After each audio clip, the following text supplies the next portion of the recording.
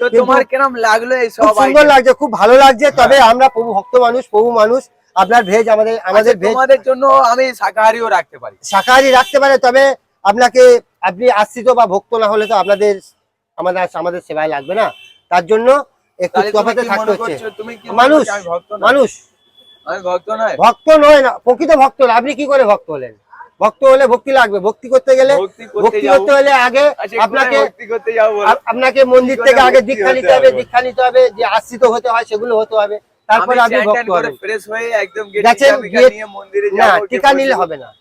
টিকা নেওয়াটা ভক্ত হওয়া বলে না। টিকা যে কেউ টিকা নিতে পারে, যে কেউ মালা করে ভক্ত হতে পারে। প্রকৃত ভক্ত ওটা বলে না।